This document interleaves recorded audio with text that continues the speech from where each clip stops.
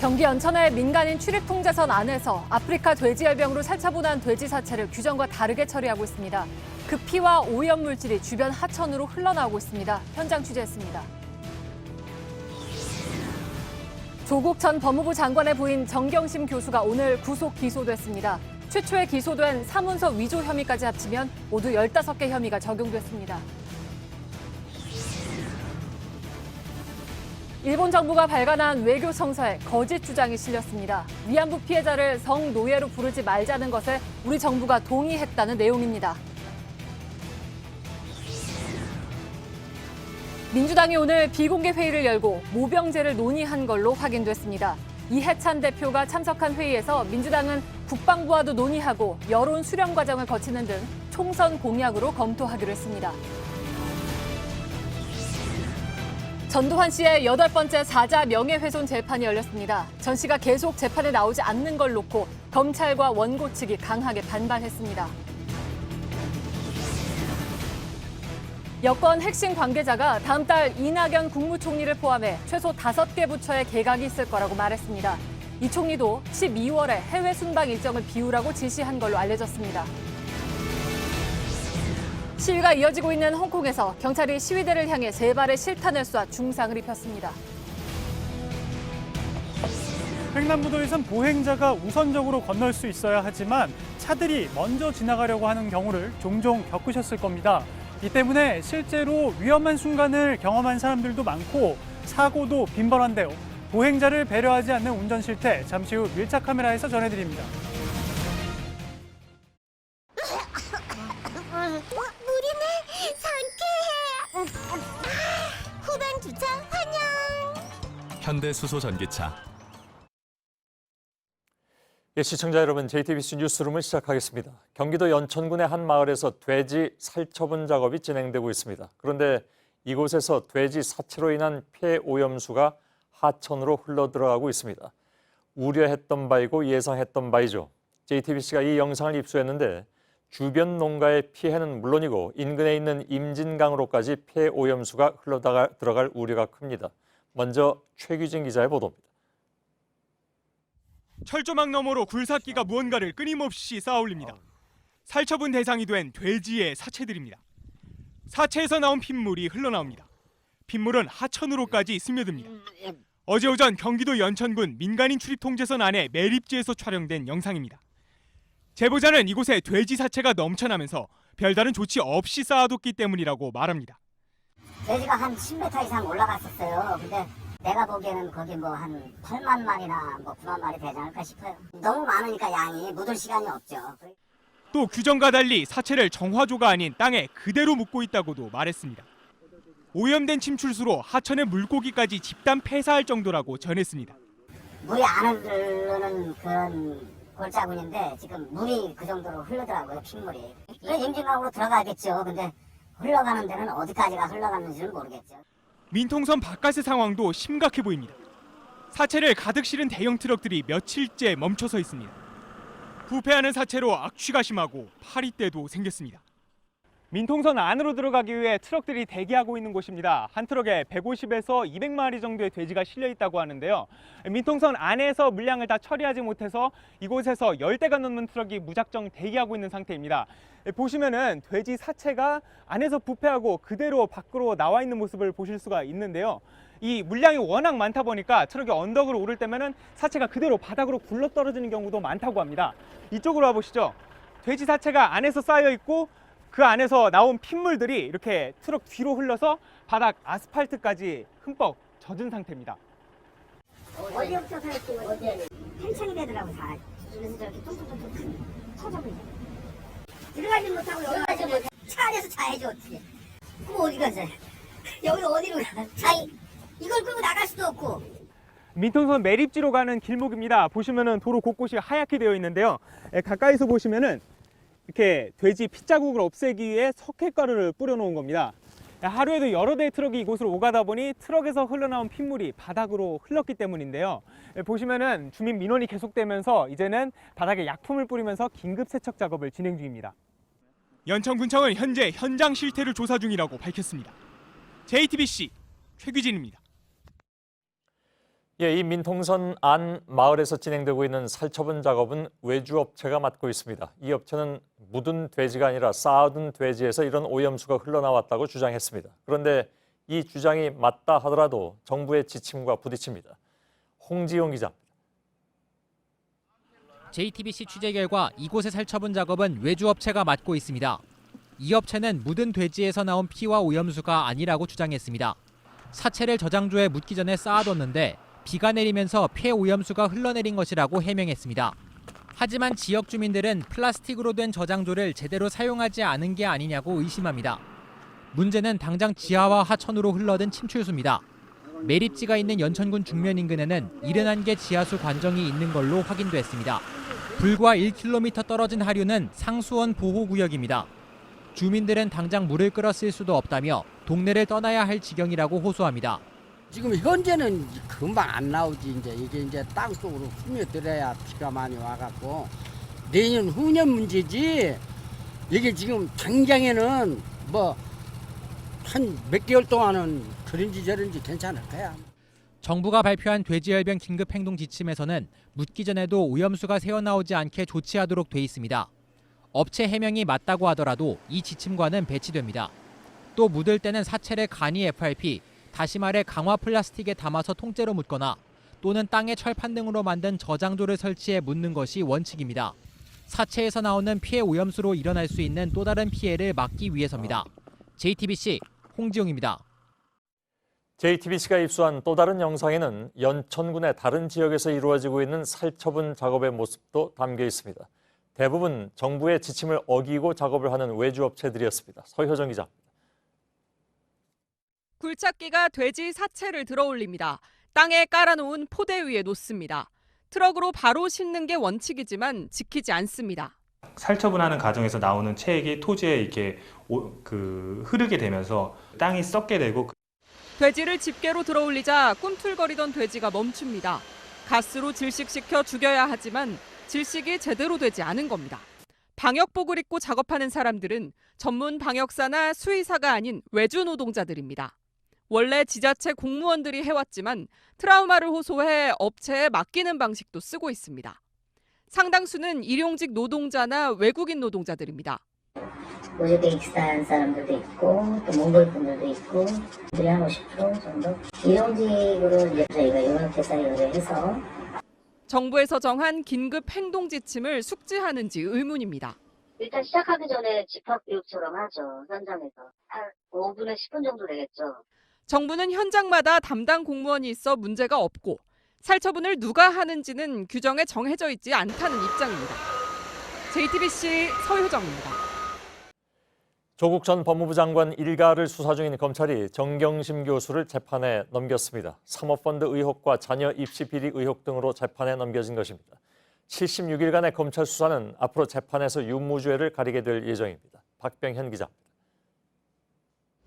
검찰이 정경심 교수를 재판에 넘기면서 적용한 혐의는 모두 14개입니다. 지난달 23일 발부된 구속영장에 적힌 혐의 11개에 사기죄 등 3개 혐의가 더해진 겁니다. 9월 6일 사문서 위조 혐의로 재판에 넘겨진 것까지 더하면 모두 15개 혐의가 적용된 셈입니다. 먼저 검찰은 정 교수가 딸의 입시 진학을 위해 동양대 총장 명의의 표창장을 위조하고 이를 입학에 사용한 것이 업무 방해 등의 혐의가 있다고 결론 내렸습니다. 검찰은 이 과정에서 딸 조모 씨도 공범으로 봤지만 재판에 넘길지는 결론 짓지 못했습니다. 핵심은 사모펀드 의혹입니다. 검찰은 정 교수가 남편인 조 전 장관이 청와대 민정수석이 된 이후 주식 거래에 제한을 받자 차명 계좌를 이용해 수백 건의 금융거래를 한 정황도 발견했습니다. 또 미공개 정보를 이용해 1억 6,400여만 원의 불법 수익을 올렸다고 판단해 법원에 추징 보전을 청구했습니다. 정 교수가 코링크피에 투자금을 넣고 수익 보전이 안 되자 자문료 명목으로 1억 5,700여만 원을 받은 것도 새롭게 드러났습니다. 정 교수가 WFM에서 영어 교육 자문료 명목으로 받은 것과는 또 다른 돈입니다. 이 과정에서 공범이 동생 정모 씨와 조 전 장관의 동생 조모 씨라는 게 검찰의 판단입니다. JTBC 박병현입니다. 검찰은 정경심 교수가 2018년 14만 4천 주의 WFM 주식을 매입해서 자본시장법 등을 위반했다는 내용을 공소장에 포함시켰습니다. 검찰은 또 정 교수가 이런 주식 거래 전후로 6개 차명 계좌로 790차례 금융 거래를 해서 금융실명법을 어긴 혐의도 적었습니다. 정 교수 측은 검찰의 공소장을 확인한 후에 입장을 설명하겠다고 밝혔습니다. 백종훈 기자입니다. 검찰은 정경심 교수의 자본시장법 위반을 문제 삼았습니다. 검찰 관계자는 정 교수가 2018년 1월부터 11월까지 4차례에 걸쳐 WFM 주식 14만 4천 주, 7억 1,300만 원어치를 샀다고 설명했습니다. 검찰은 정 교수가 조 전 장관의 오촌 조카 조범동 씨로부터 WFM의 미공개 정보를 받아 자본시장법을 위반한 혐의가 있다고 설명했습니다. 조범동 씨는 2017년 7월 100대 국정과제에 2차 점지가 포함되자 사모펀드를 통해 WFM을 인수한 후 같은 해 11월 정관을 바꿔 2차 전지 사업을 시작했습니다. 검찰은 또 정 교수가 3사람 명의의 6개 차명 계좌를 이용해 2017년 7월부터 올해 9월까지 790회 금융거래를 했다고 했습니다. 조 전 장관이 민정수석으로 근무한 뒤부터 최근 청문회가 열리기 전후까지 2년여간 차명 계좌를 이용한 겁니다. 검찰은 정 교수가 이렇게 차명 거래를 한 것은 금융실명법 위반이고 남편인 조국 전 장관의 공직자윤리법상 백지 신탁 의무 등을 피하기 위해서였다고 설명했습니다. 이에 대해 정 교수 측은 미공개 정보 이용 혐의의 경우 정보를 알았는지 여부가 가장 중요한 쟁점이라면서 주식의 차명 여부와 함께 앞으로 재판에서 가장 치열하게 다투게 될 것이라고 전했습니다. 또 검찰이 공직자윤리법 위반을 피하기 위한 것이란 주장과 관련해선 법 적용 대상인 조 전 장관에 대한 조사가 이뤄져야 사실관계가 분명해질 것으로 보인다고 밝혔습니다. JTBC 백종훈입니다. 이런 가운데 조국 전 법무부 장관은 정경심 교수가 재판에 넘겨진 뒤에 자신의 소셜미디어에 입장을 내놨습니다. 조 전 장관은 조만간 검찰 조사를 받을 것이라면서 자신에 대한 혐의 역시 재판을 통해서 진실이 가려지게 될 것이라고 주장했습니다. 여성국 기자입니다. 아내가 기소되었습니다. 검찰이 오후 2시 15분쯤 정경심 교수를 재판에 넘기자 2시간이 지나기 전 조국 전 장관이 소셜미디어에 글을 올렸습니다. 국민 여러분께 송구하다면서도 장관 재직 시 가족 수사에 어떠한 개입도 하지 않았다고 강조했습니다. 그러면서 검찰개혁이라는 시대적 소명을 감당해보려 했지만 가족들을 대상으로 한 수사 앞에서 가족의 안위를 챙기기 위해 물러났다고 다시 한번 사퇴 이유를 밝혔습니다. 또 조만간 검찰 조사를 받을 것이라면서 제가 알지 못했거나 기억하지 못하는 일로 곤욕을 치를지도 모른다고 했습니다. 자신을 향한 혐의들에 대해 선을 그은 겁니다. 어떤 혐의일지 모르나 자신에 대한 기소가 예정된 것처럼 보인다며 검찰 수사를 에둘러 비판하기도 했습니다. 이어 이 경우 자신에 대한 혐의가 재판을 통해 진실이 가려지게 될 것이라고도 했습니다. 조 전 장관은 오늘 정 교수의 공소장에 공범으로 적시되진 않았습니다. 정 교수의 변호인 측은 공소장을 분석해 재판에 대비하겠다고 전했습니다. JTBC 여성국입니다. 일본 외무성이 우리 정부와 관련된 거짓 주장을 1년 동안의 외교 방향을 드러내는 보고서인 외교청서에 버젓이 실었습니다. 한국 정부가 위안부 피해자를 성노예라고 부르는 게 옳지 않다는데 동의해줬다. 이런 황당한 주장을 실어놓은 것입니다. 황예린 기자입니다. 일본 정부가 발간한 2019년 외교청서입니다. 해마다 외교 정책과 계획을 담은 일종의 보고서인데 위안부 문제란 항목에 우익들이 늘 해오던 주장이 쓰여 있습니다. 일본군 위안부를 성노예라고 부르는 건 사실이 아니기 때문에 안 된다는 겁니다. 성노예란 표현에 포함되어 있는 강제동원과 성범죄의 역사를 지우기 위한 꼼수입니다. 그런데 더 황당한 건 한국 정부도 이런 인식에 합의했다고 써놓은 다음 대목입니다. 성노예란 표현을 안 쓰기로 2015년 12월 한일 합의 때 한국 측과 확인했다며 이 합의에서도 일절 사용되지 않았다고 돼 있습니다. 이 주장대로라면 우리 정부가 일본 정부의 취지를 그대로 인정해 피해자들이 처했던 성노예 상태 자체를 부인해준 것처럼 보입니다. 사실 이런 억지 주장을 외무성 공식 문서에 담기는 일본도 올해가 처음이란 겁니다. 2015년 합의 이후 발간된 외교청서에 성노예라는 표현에 대한 항목을 굳이 담지 않았습니다. 당연히 이런 억지에 한국 측이 동의했다는 일방적인 주장도 실린 적이 없습니다. 이에 따라 일본 정부가 악화된 한일 관계를 틈타 거짓말까지 외교청서에 실어가며 과거사 왜곡에 나선 걸로 보입니다. JTBC 황예린입니다. 이런 일본 외무성의 주장에 대해서 우리 외교부는 당연히 펄쩍 뛰었습니다. 우리가 쓰는 공식 표현이 일본군 위안부 피해자라는 것일 뿐이지 성노예 상태를 부인한 적은 결코 없었다는 설명입니다. 김소현 기자입니다. 일본 외교청서의 내용이 언론을 통해 알려지자 우리 외교부는 반박 입장을 밝혔습니다. 2015년 위안부 합의 당시 우리 정부가 밝힌 건 우리가 쓰는 공식 명칭이 일본군 위안부 피해자 문제라는 것뿐이었다면서 성노예란 표현을 쓰지 않겠다고 한 적은 없다고 한 겁니다. 외교부는 이 같은 설명을 2017년에도 확인한 바 있습니다. 현 정부 출범 직후 2015년 박근혜 정부 때 이뤄진 위안부 합의를 재검토하는 태스크포스를 꾸렸는데 거기서 확인한 겁니다.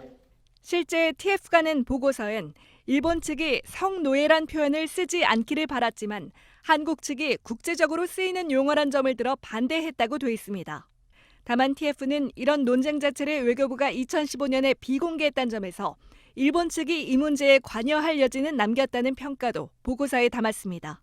이런 가운데 외교부는 오늘 논란이 커지자 지난 4월 외교청서가 나왔을 때 이미 일본 측에 이런 지적을 했다고 뒤늦게 밝혔습니다. JTBC 김소현입니다. 예, 한일 관계의 또 다른 뇌관 지소미아 종료와 관련해서 문재인 대통령이 어제 일본 수출 규제가 먼저 풀려야 재연장을 검토해 볼 수 있다는 입장을 분명히 했습니다. 대통령과 청와대가 이렇게 쐐기를 박자 국정원장과 국방부 장관의 발언이 나오면서 정부 내에서 고개를 드는 듯하던 재검토로는 쑥 들어갔습니다. 박현주 기자입니다. 문재인 대통령은 어제 지소미아는 원칙적 문제라고 강조했습니다. 앞서 정의용 국가안보실장은 지소미아 종료가 안보에 미치는 영향도 제한적이라고까지 말했습니다. 지난 4일 한일 정상회 환담 이후 감지됐던 지소미아 재검토 기류와는 다른 방향입니다. 당시 서훈 국장원장은 지소미아 복구 가능성을 배제할 수 없다고 말했고 정경두 국방부 장관도 개인 의견이라면서도 지소미아가 안보에 조금이라도 도움이 된다면 유지해야 한다고 했습니다. 하지만 다시 원칙론을 꺼내든 청와대의 방침에 외교부와 국방부 등 관계부처도 제3의 안은 검토조차 하지 않는다고 입장을 정리했습니다. 종료 시점을 오는 22일에서 다소 연기하는 절충안 등은 일체 검토 대상이 아니란 겁니다. 연기는 전혀 검토해 본 적이 없는 거죠? 네, 현재는 없는 걸로 알고 있습니다. 외교부 당국자도 일본의 수출 규제 철회 없이는 관계 정상화가 어렵다고 밝혔습니다. JTBC 박현주입니다. 예, 처음 모병제 얘기가 나왔을 때 민주당은 공식적으로 논의된 것이 아니라고 선을 그었습니다. 그럴 생각도 없다고 했었죠. 그런데 JTBC 취재 결과 오늘 비공개 회의를 열어서 모병제에 대해서 논의한 것으로 확인됐습니다. 총선 공약으로 검토한 것입니다. 한민영 기자입니다. 민주연구원은 지난주 인구 급감에 대비해 모병제 도입이 필요하다는 보고서를 발표했습니다. 소식이 알려지자 당 지도부는 신중한 입장을 내놨습니다. 당분간 당은 그걸 공식적으로 논의할 계획은 없어요. 그런데 오늘 민주당이 모병제를 검토하는 첫 회의를 열었습니다. 여당 핵심 관계자는 회의에서는 국방부와 토론회를 여는 등 의견 수렴 과정을 거쳐 이번 총선 공약으로 공식 검토하는 방안 등이 나왔다고 전했습니다. 총선 공약을 논의하는 이 자리에는 이해찬 대표도 참석했습니다.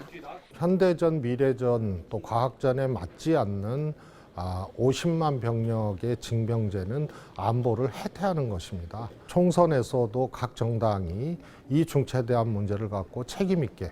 JTBC는 민주연구원의 여론조사 결과를 입수했는데 모병제 전환이 47%, 징병제 유지가 47.8%로 팽팽했습니다. 당 핵심 관계자는 민주연구원이 여론조사뿐 아니라 재정 문제 등을 놓고 다각도로 구체적인 연구를 진행했다고 말했습니다. 하지만 당 내에선 우려의 시각도 만만치 않습니다. 병역에 민감한 우리 사회에서 자칫 모병제 이슈가 사회적 갈등을 부추길 수 있다는 지적도 나옵니다. JTBC 한민용입니다. 최근에 강원도에서 골프를 치는 전두환 씨가 포착이 된 바 있죠. 알츠하이머를 앓고 있다는 사람으로는 도저히 믿기지 않는 모습이었습니다. 전 씨는 광주에서 열리고 있는 형사재판에는 지난 3월 이후에 나간 적이 없습니다. 오늘 8번째 공판에도 물론 나타나지 않았습니다. 5월 단체들은 전 씨의 재판 출석을 촉구했습니다. 광주지방법원에 나가 있는 정진명 기자 연결되어 있습니다. 자, 오후 2시에 시작된 재판 조금 전에 끝이 났다고요? 네, 그렇습니다. 재판은 조금 전 끝이 났습니다. 오후 2시에 시작됐으니까 6시간 정도 진행이 됐는데요. 오늘 재판에는 5.18 당시 광주로 출격했던 헬기 부대의 지휘관과 조종사 등 4명에 대한 증인신문이 있었습니다. 전 씨 측에서 신청한 첫 증인신문이었는데요. 증인들은 하나같이 헬기 사격은 없었다고 진술했습니다. 예, 지금 반년이 지나도록 재판장에는 안 나오고 있는데 5월 단체들의 반발은 어떻게 오늘 있었습니까? 네, 지난 8일 전 씨가 강원도의 한 골프장에서 골프를 치는 모습이 확인이 됐는데요. 멀쩡하게 골프를 치는 모습에 알츠하이머를 앓는 게 맞냐는 얘기가 많았습니다. 전 씨가 장시간 나눈 대화를 보더라도 이상이 없다는 겁니다. 이 때문에 건강을 이유로 불출석 사유서를 낸 것과 맞지 않다는 지적입니다. 논란이 가열되면서 5월 단체와 유가족들은 전 씨의 불출석을 취소해야 한다고 촉구했습니다. 오늘 오후 광주지법 앞에서 손팻말 시위도 벌였습니다. 전 씨의 재판 출석을 요구하며 강제 구인하더라도 법정에 세워야 한다는 목소리를 높였습니다. 예, 전 씨 쪽에서는 뭐라고 얘기를 합니까? 네, 전 씨 측 정주교 변호사는 피고인을 법정에 세우는 출석하도록 하는 것은 방어권을 보장하기 위한 것이라고 설명했습니다. 전 씨의 불출석은 전 씨 스스로 자신의 권리를 포기한 것이지 의무사항이 아니라고 밝혔습니다. 법원도 변호인 출석만으로 재판이 가능하다고 판단했기 때문에 불출석을 허가해 준 것이라고 말했습니다. 그러면서 알츠하이머와 법정 출석은 관련이 없다고 말했습니다. 예, 그러면 검찰 쪽에서는 뭐라고 합니까? 네, 조금 전 8시쯤 재판이 끝났는데요. 증인신문이 길어지면서 재판도 오래 걸렸습니다. 예상대로 검찰이 전 씨의 불출석을 문제 삼았습니다. 검찰 측은 피고인이 고령의 알츠하이머를 앓고 있다는데 실제 그런지 의구심이 든다며 불출석을 재고해달라고 재판부에 요청했습니다. 예, 정진명 기자였습니다. 앞서 말씀드린 대로 오늘 전두환 씨 재판에는 5.18 당시 헬기 조종사들이 나왔습니다. 5.18 이후에 39년 만에 법원의 증인으로 선 것입니다. 이들은 헬기 사격이 있었다는 국과수의 분석 결과에도 아랑곳하지 않고 단 한 발의 사격도 없었다고 주장했습니다. 강신우 기자입니다. 전일빌딩 곳곳에 총탄의 흔적이 남아 있습니다. 국립과학수사연구원은 5.18 민주화운동 당시 헬기 사격이 있었다고 결론 내렸습니다. 그러나 오늘 법정에 나온 당시 헬기 지휘관과 조종사들은 다른 말을 했습니다. 송무 전 육군 제1항공여단장은 무장 헬기는 출격했지만 한 발도 쏜 적이 없다고 말했습니다. 사격을 한다면 엄청난 탄피가 쏟아지는데 탄피를 주었다는 사람도 없다고 설명했습니다. 오늘 재판엔 전두환 씨 요청으로 모두 4명이 나왔습니다. 이들은 1995년 검찰 조사에서도 헬기 사격을 부인한 바 있습니다. 5.18 이후 법정에 선 건 이번이 처음입니다. 검찰은 보안사 문서 등 여러 문서를 보더라도 헬기 위협 사격이 있었다는 점을 확인할 수 있다고 반박했습니다.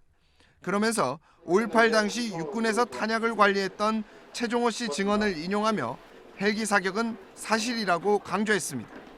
최 씨는 지난 9월 6차 공판에 나와 헬기 출동 후 탄약이 3분의 1 정도 줄었다고 말했습니다. 검찰과 전 씨 측 변호인 주장이 팽팽히 맞선 가운데 재판부는 전일빌딩 현장 검증도 검토하고 있습니다. JTBC 강신우입니다. 세월호 참사 특별수사단이 오늘 언론에 처음으로 모습을 드러냈습니다. 형사처벌 여부와 상관없이 모든 의혹에 대해서 재조사하겠다면서 수사 기간도 정해지지 않았다고 설명했습니다. 과학고와 공대를 졸업한 검사들을 투입해서 침몰 원인도 다시 규명합니다. 신아람 기자입니다. 백서를 쓰는 심정으로 제기되는 모든 의혹을 철저하게 조사하도록 하겠습니다. 세월호 수사단은 임관엽 단장과 부장검사 2명, 평검사 5명 등 검사 8명과 수사관 10여 명으로 꾸려졌습니다. 과학고등학교를 졸업한 평검사 2명도 포함됐습니다.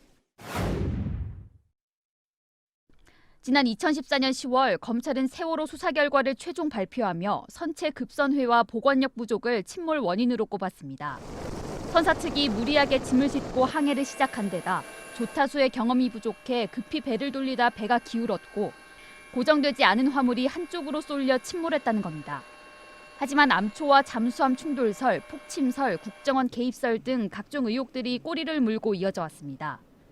이후에도 세월호 CCTV 영상이 저장된 녹화장치 증거가 조작됐다거나 세월호 선사인 청해진 해운이 은행에서 부실하게 대출을 받았다는 의혹 등이 제기돼 검찰의 수사가 요청되기도 했습니다. 특수단은 세월호 침몰 원인은 물론 제대로 구조가 이뤄졌는지, 수사 과정에서 외압은 없었는지 참사의 모든 부분을 다시 들여다볼 계획입니다. 이미 형이 확정된 이준석 선장 등도 조사 대상이 될 걸로 보입니다. 특수단은 수사의 우선순위가 결정되지 않았고 의혹을 풀기 위해 서두르지 않겠다고 밝혔습니다. 특히 수사 기간을 정하지 않았습니다. 현재로서는 수사 기간이나 절차, 대상 등에 대해서 말씀드릴 수는 없고 필요하면은 수사를 전제로 하지 않는 조사까지 하여야 한다고 생각을 합니다. 이번 정부 내내 조사가 이어질 가능성이 높습니다. 정치적인 고려에 대해 특수단은 선을 그었습니다. 특수단은 특조위나 유가족 등과 소통하고 협력할 부분은 협력해 나가겠다고 밝혔습니다. JTBC 신아람입니다. 세월호 특별조사위원회도 이번 주에 검찰에 수사를 의뢰할 예정입니다. 의뢰 대상은 당시 해경청장과 서해청장 등으로 파악됐습니다. 고 임경빈 군의 구조가 늦어진 책임을 따지고 비슷한 사례가 또 있는지도 전수조사해달라고 요청할 계획입니다. 이수진 기자입니다. 세월호 특별조사위원회는 오는 13일 전원위원회를 열어 검찰 수사 의뢰 내용을 정리할 예정입니다. 현재 6명의 위원들 중 과반이 찬성하면 의결됩니다. JTBC 취재 결과 안건에 올릴 핵심 내용은 고 임경빈 군에 대한 구조 지원의 책임자를 밝히는 겁니다. 임군 대신 구조 헬기에 오른 김석균 당시 해경청장과 김수현 서해청장, 그리고 임군이 타고 있었던 삼천 구함의 이재도 함장이 주요 대상입니다. 헬기로 20분 걸리는 거리를 4시간 41분에 걸쳐 배로 옮긴 이유가 뭔지, 이들이 이를 알고도 구조 헬기를 이용했는지 등입니다. 임군처럼 제때 구조나 수습이 되지 않은 사례가 또 있는지도 전수조사해달라고 요청할 예정입니다. 앞서 지난 4월 특조위는 CCTV 조작 의혹 등을 검찰에 수사 요청했습니다. 당시 세월호 내부 CCTV가 사고 3분 전 모두 꺼진 이유와 CCTV 저장 장치 DVR을 건져 올릴 때 해경이 찍은 영상이 조작되었는지 여부 등입니다. JTBC 이수진입니다. 문화체육관광부가 오늘부터 스페셜 올림픽 코리아 감사에 들어갔습니다. 발달장애인 스포츠 기구입니다. 나경원 자유한국당 원내대표의 딸이 문체부의 승인 없이 과거 이 단체의 당연직 이사를 맡았다. 또 정부의 예산이 4억을 사는 데 쓰였다. 이런 의혹들을 들여다보고 있습니다. 온누리 기자입니다. 발달장애인이 스포츠로 하나 되는 축제, 스페셜 올림픽은 우리가 알고 있는 올림픽처럼 동학의 대회를 2년마다 번갈아 치릅니다. 스페셜 올림픽 코리아는 1978년 처음 출범해 41년 세월을 이어왔습니다. 그러나 최근엔 불미스러운 논란에 휩싸였습니다. 나경원 원내대표가 2016년 5년간 재임했던 회장에서 물러난 뒤 딸 김모 씨가 문체부 승인 없이 단체의 당연직 이사로 선임돼 3년간 활동했다는 의혹이 불거졌습니다. 절차상의 하자가 있다고 판단할 수밖에 없습니다. 또 스페셜 올림픽 코리아가 문체부 지원 예산 등을 불법적으로 4억 매입했었다는 주장도 제기됐습니다. 문체부는 오늘부터 열흘간 스페셜 올림픽 코리아 법인 감사에 들어갔습니다. 여기 지금 들어오시면 안 돼요. 근무 공간인데.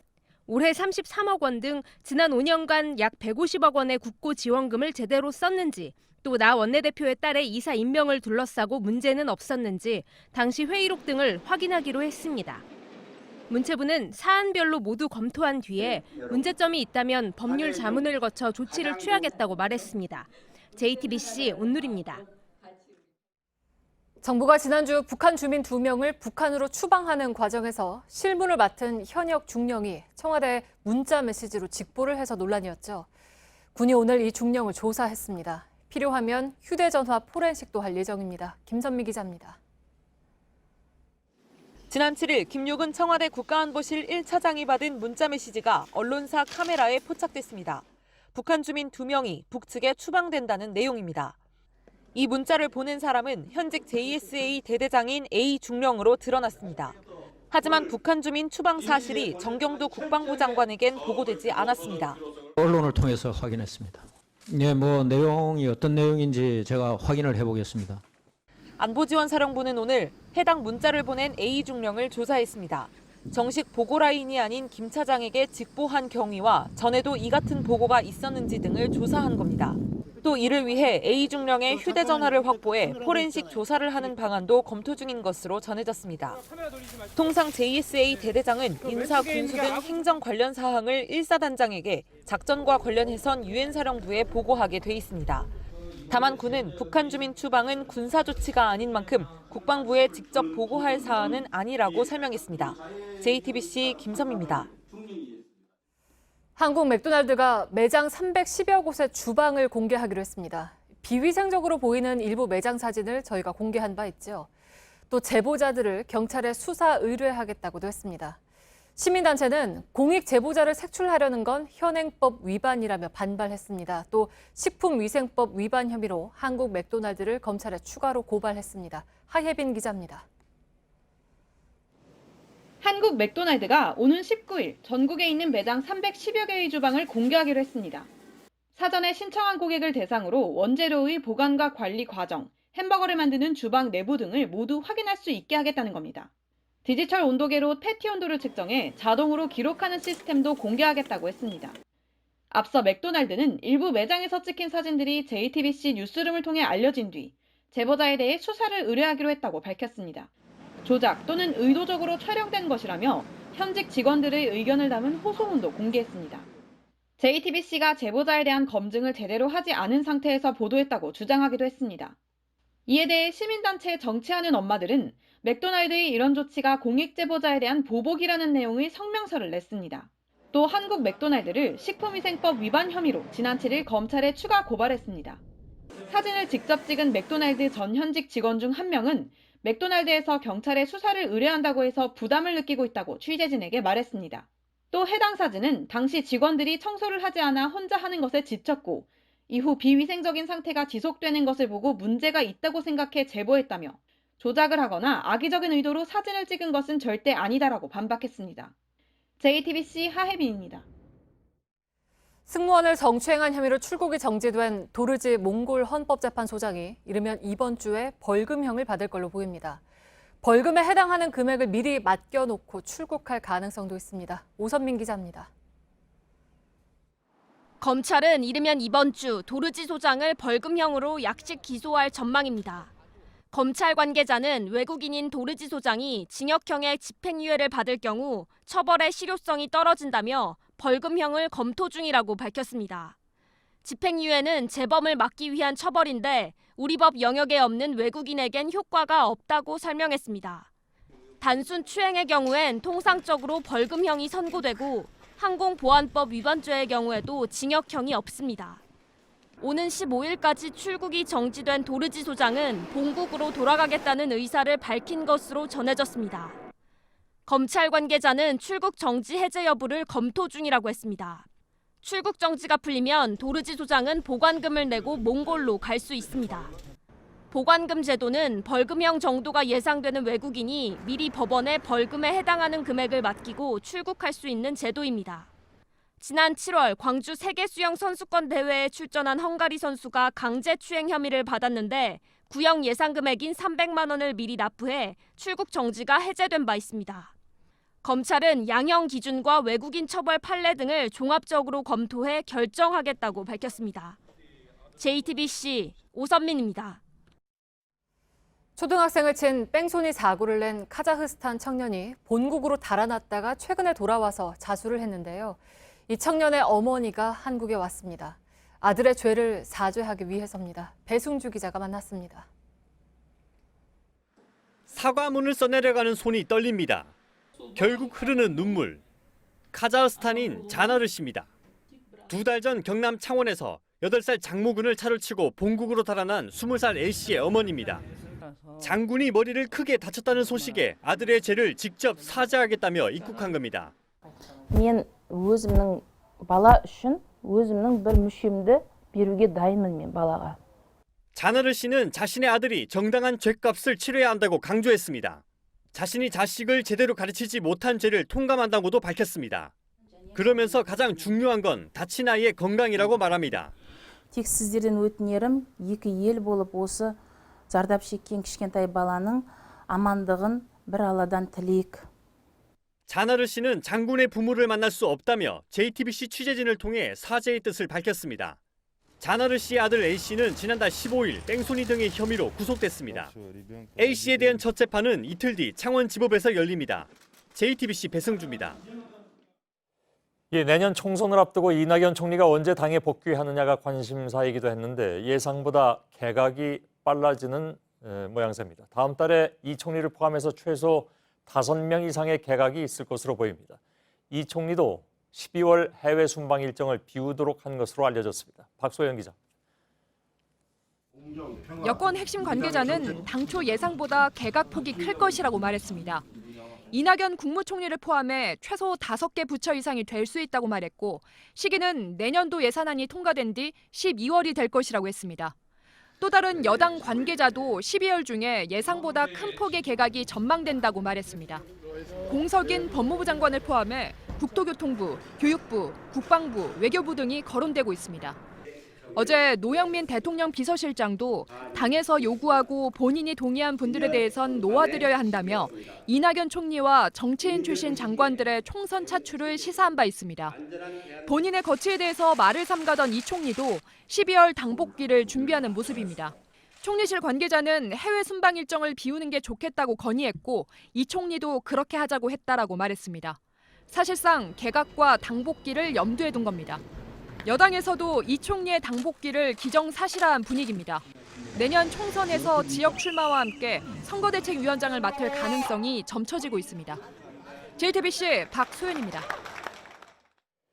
개각을 앞두고 청와대는 야당과의 협치를 강조하고 있습니다. 어제 노영민 비서실장은 야당 인사에도 입각을 요청했었다고 말한 바 있습니다. 청와대가 자유한국당 중진 의원에게도 입각을 제안했던 것으로 파악됐습니다. 그러나 입각 제안을 받아들인 야당 인사는 아직 없습니다. 이서준 기자입니다. 여권 핵심 관계자는 문재인 정부 출범 이후 지금까지 입각을 타진했던 야당 의원은 7명 안팎이라고 밝혔습니다. 그중에는 자유한국당 중진 의원도 포함돼 있다고도 했습니다. 문재인 정부는 김성식 바른미래당 의원에게 산업통상자원부 장관을, 이종훈 전 새누리당 의원에게 고용노동부 장관을 제안했던 것으로 확인됐습니다. 새누리당 의원 출신인 고 정두원 의원에게도 주중대사를 제안했습니다.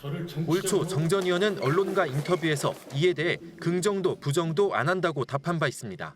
청와대는 또 고 노회찬 정의당 의원에게도 입각을 제안한 것으로 알려졌습니다.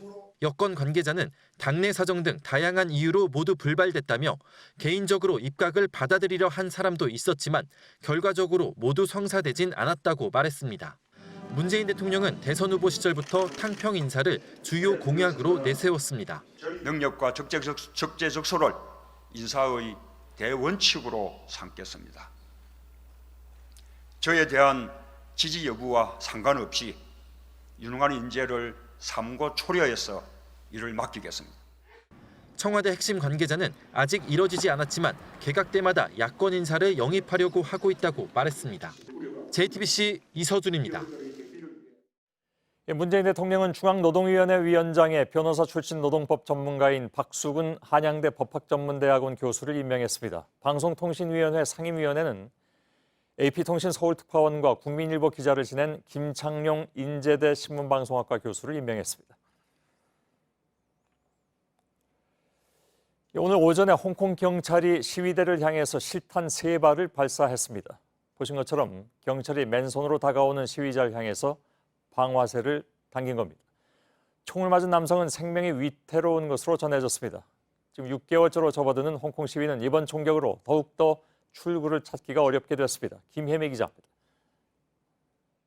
교통방해 시위를 막던 경찰이 시위대 한 명과 몸싸움을 벌입니다. 다른 시위대가 다가서자 주춤하더니 순식간에 실탄을 발사합니다. 맨손으로 다가서던 시위대는 복부를 맞고 그 자리에서 쓰러집니다.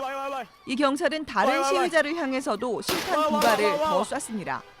홍콩 언론은 가슴에 총을 맞은 남성은 21살로 수술을 받았으나 위독한 상태라고 전했습니다. 다른 한 명도 치료를 받고 있습니다.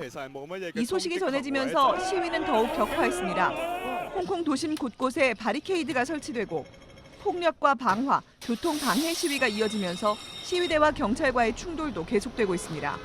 홍콩 폴리텍 대학교는 모든 수업을 취소했고 주요 번화가는 큰 혼란을 겪고 있습니다. 하지만 홍콩 경찰은 여전히 한 명이 총에 맞은 사실만 확인한 채 과도한 불법 행위가 있었고 총기 사용에 대한 엄격한 지침과 명령이 있다는 주장만 내놓고 있습니다. JTBC 김혜미입니다. 홍콩 시위가 최악의 사태로 치닫고 있는 가운데 지구 반대편 칠레에서도 경찰과 시민이 심상치 않게 충돌하고 있습니다.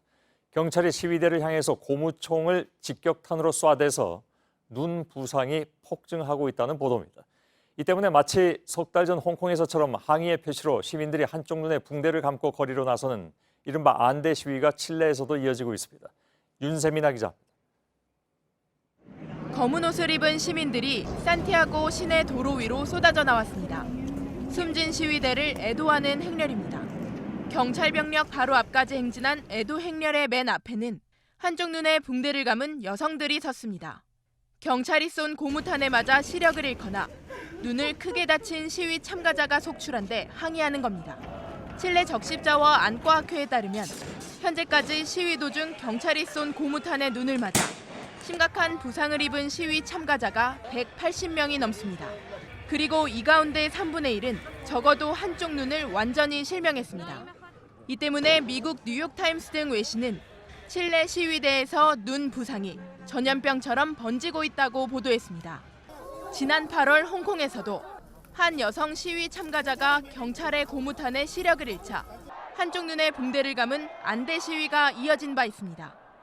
이런 가운데 칠레 현지에서는 경찰과 군인이 시위대를 고문하거나 성폭력을 가했다는 의혹도 제기되고 있습니다. 하지만 칠레 정부는 시위대의 폭력 행위만 부각하고 있어 반발은 더욱 거세지고 있습니다. JTBC 윤세민입니다. 대선을 1년도 채 남겨두지 않은 미 정치권이 마이클 블룸버그 전 뉴욕시장의 등장으로 들썩이고 있습니다. 트럼프 대통령과의 가상 맞대결에서 6%포인트 차로 앞선다는 조사 결과도 나왔습니다. 워싱턴 임종주 특파원입니다. 자산 550억 달러, 63조 원대 거부인 블룸버그 전 시장이 대선 가도에 합류한 것은 지난 8일입니다. 엘라베마주 민주당 경선 출마 서류를 제출하면서입니다. 바로 그날 민주당 경선 참여 의사를 밝힌 2,200여 명을 대상으로 실시된 조사 결과입니다. 43대 37, 블룸버그 전 시장이 트럼프 대통령을 6%포인트 차로 따돌렸습니다. 바이든 전 부통령과 워런, 샌더스 두 상원 의원도 모두 트럼프 대통령을 앞섰습니다. 격차는 4에서 6%포인트, 블룸버그로선 대등한 수준입니다. 그러나 당내 순위에선 6위에 머물렀습니다. 지지율 4%, 비호감도도 25%로 가장 높았습니다. 넘어야 할 경선의 벽이 그만큼 높다는 뜻입니다. 다만 출마 선언을 하고 나면 판도가 바뀔 것이라는 분석도 나오고 있습니다. And he'll fight back in the way he knows best, on the air and through his media campaign and through social media. 경쟁자 사이에선 돈으로는 표를 살 수 없고 돈만 쓰고 실패할 것이라는 견제 움직임도 본격화하고 있습니다. 온건 중도 성향의 억만장자에 대한 경계심의 표출로 해석됩니다. 워싱턴에서 JTBC 임종주입니다. 교사가 될 교육대 학생들이 SNS 단체 채팅방에서 여학생들을 성적으로 비하하는 일이 끊이지 않고 있습니다. 최근에 청주교대에도 이와 같은 대화 내용이 석 장짜리 대자보로 알려졌습니다. 대화를 나눈 남학생들은 올해 성희롱 예방 교육까지 받았습니다. 정영재 기자. 건물 벽면에 3장의 대자보가 붙었습니다. 여러분들의 단톡방은 안녕하신가요라는 제목입니다. SNS에서 나눈 대화 내용이 빼곡히 적혀 있습니다. 여학생의 사진을 보며 외모를 비하하거나 특정 신체 부위를 만지고 싶다 등의 발언이 이어집니다. 청주교육대학교 남학생 5명이 지난 3월부터 5개월 동안 나눈 대화입니다. 이름과 사진이 오르내린 여학생들은 변호사를 선임해 법적 대응을 준비 중입니다. 청주교대 학생들은 매년 온라인 성폭력 예방 교육을 듣습니다. 문제가 된 남학생들 모두 교육을 받았습니다. 1시간짜리 온라인 강의가 전부여서 형식적이란 지적이 많습니다. 틀어놓고 그냥 시간만 때우면 되는 거니까 그렇게까지 열심히 보는 사람들은 없는 것 같아요. 예비교사들의 단체 채팅방 성희롱 논란은 어제 오늘의 일이 아닙니다. 처벌이 약한 게 아니냐는 비판도 나옵니다. 지난해에도 서울교대 출신 임용 예정자 14명이 비슷한 사건으로 징계를 받았지만 교단에 서는데 문제는 없었습니다. 교육부는 재학 중 성 관련 징계 기록이 있다면 교사 임용을 보류하는 방안까지 검토할 계획입니다. JTBC 정영재입니다. 부산의 한 병원에서 태어난 신생아가 두개골을 크게 다쳐서 의식을 찾지 못하고 있습니다. 신생아실 CCTV를 확인해 보니까 간호사가 아기를 내동댕이 치는 모습이 담겼습니다. 경찰은 해당 간호사를 아동 학대 혐의로 입건했습니다. 구석찬 기자입니다. 간호사가 신생아를 거꾸로 들더니 내동댕이 칩니다. 얼굴을 수건으로 때리기도 합니다. 한 손으로 목 주변을 잡아 옮기기까지 합니다. 아기는 괴로운 듯 발버둥을 칩니다. 지난달 18일부터 사흘간 부산 동래구 병원 신생아실에서 찍힌 CCTV 영상입니다. 아기는 생후 닷새 만에 무호흡 증세를 보였습니다. 두개골을 다쳤고 뇌출혈 진단을 받았습니다. 벌써 20일 넘게 의식이 없습니다. 내사가 이제 너무 많이 진행돼서 군데군데 이렇게 구멍이 나 있어요. 끝까지 몰랐다 하더라고요. 해당 병원은 구급차 이송 과정에서 흔들림이 커 발생한 문제라고 주장하고 있습니다. 학대 영상이 SNS로 알려지면서 진상규명을 요구하는 국민청원도 10만 명을 넘었습니다. 해당 병원은 이렇게 공지문을 띄우고 지난 8일 폐업 절차에 들어갔습니다. 수사가 시작된 직후 폐업을 결정한 겁니다. 무책임하게 도망치겠다는 얘기밖에 없는 거예요, 지금. 병원 측은 경영상 이유로 폐업을 앞당겼을 뿐이란 입장입니다. 경찰은 간호사 A씨를 아동학대 혐의로, 병원장 B씨를 의료법 위반 혐의로 입건했습니다. JTBC 구석찬입니다. 금이 간 보잉 737 항공기가 계속 발견되면서 모두 13대가 됐습니다. 국내에 도입된 10대 중 1대 이상에서 문제가 생긴 것입니다. 파장이 커지자 국토부도 부랴부랴 현장 점검에 나섰습니다. 이현 기자입니다. 보잉 737NG 몸체와 날개를 연결하는 피클포크라는 부품입니다. 1cm가량 가느다랗게 금이 간 게 보입니다. 날개가 움직일 때 충격이 쌓이면서 이른바 피로균열이 생긴 겁니다. 현재 보잉 수리팀이 들어와 부품을 교체하는 작업을 벌이고 있습니다. 문제는 금이 간 게 이 비행기뿐만이 아니란 겁니다. 국내에 들여온 737NG 항공기는 총 150대. 이 가운데 100대를 점검했더니 총 13대에서 균열이 발견됐습니다. 일주일 사이 2대가 더 늘어난 겁니다.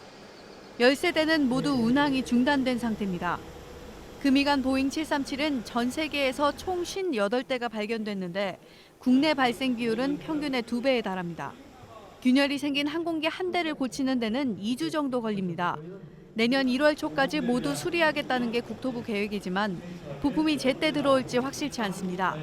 추가로 균열이 발견되는 비행기도 늘고 있어 저가 항공사를 중심으로 피해가 커질 수 있다는 우려도 나옵니다. JTBC 이현입니다. 하늘나라에 갈 때까지 저는 영화를 할 거예요. 예. 영화는 뭐예요? 인간을 그리는 건데 예. 인간이 젊음만 있나요? 3년 전에 배우 윤정희 씨는 뉴스룸에서 연기에 대한 애착을 이렇게 털어놓았습니다. 실제로 2010년 영화 시에서는 노년의 이야기를 풀어냈습니다. 알츠하이머를 앓으면서도 시를 쓰며 끝까지 세상의 아름다움을 붙잡으려 하는 할머니. 그러나 그 영화 속 주인공처럼 윤 씨도 10년 전부터 조금씩 기억을 잃어가고 있다고 피아니스트 남편인 백건우 씨가 고백했죠. 권근영 기자입니다. 23살 손미자는 1200대 1의 경쟁을 뚫고 배우 윤정희가 됐습니다. 시골 안악부터 욕망에 달든 도시 여자까지 안 해본 역할이 없었습니다. 출연한 영화만 330편이 넘습니다. 선생님은 한없이 순수한 연인이셨고 때로는 강인한 여인이셨으며 때로는 화려함 뒤에 고독과 웃음을 지닌 여인이셨습니다. 1994년 만무방을 끝으로 연기를 접은 줄 알았던 그는 2010년 다시 영화로 돌아왔습니다. 저거 내 말이 생각이 안 나네. 응? 돈 넣는 거요. 지갑이요. 내가 이래 요새 정신이 없어요. 알츠하이머로 기억을 잃어가는 할머니였습니다. 한때 여배우 트로이카로 불렸던 남정임, 문희 등 동료 배우들이 결혼과 함께 음악을 떠났지만 윤정희는 20대부터 60대까지 전생애를 연기하며 관객과 함께 나이 들어갔습니다. 3년 전엔 데뷔 50년을 맞았습니다.